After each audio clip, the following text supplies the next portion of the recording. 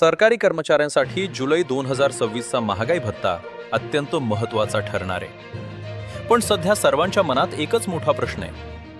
यंदा DA 63% होणार की थेट 64%? या 1% फरकाने तुमच्या पगारात किती हजारांचा फरक पडू शकतो? चला, यामागचं गणित आणि AICPINची आकडेवारी 2 मिनिटात समजून घेऊया. 63% होण्याचे गणित काय सांगते?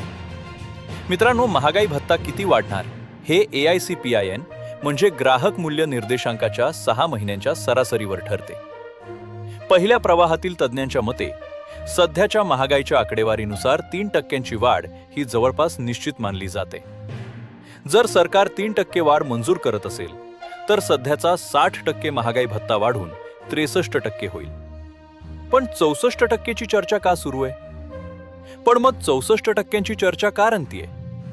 तर गेल्या काही महिन्यात खाद्यपदार्थ आणि इंधनाच्या दरात झालेल्या चढउतारामुळे निर्देशांकात अचानक झालेली वाढ.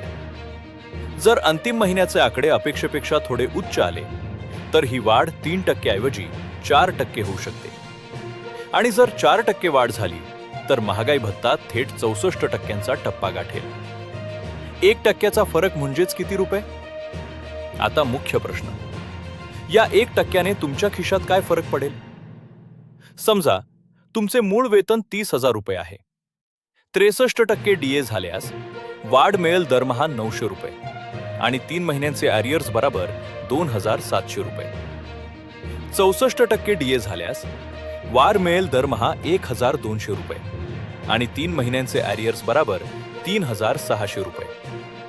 म्हणजेच केवळ या 1%च्या सस्पेन्सवर दरमहा 300 रुपये ते 500 रुपये आणि थकबाकीत 1,000 रुपयेहून अधिकचा फरक अवलंबून आहे. अधिकृत घोषणा सप्टेंबर किंवा ऑक्टोबरमध्ये केंद्र सरकार करेल, ज्याची अंमलबजावणी 1 जुलैपासूनच होईल.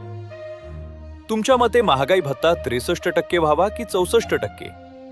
कमेंटमध्ये नक्की सांगा. वेतनाशी संबंधित अशाच अचूक विश्लेषणासाठी व्हिडिओला लाईक करा आणि चॅनलला सबस्क्राईब करा. धन्यवाद.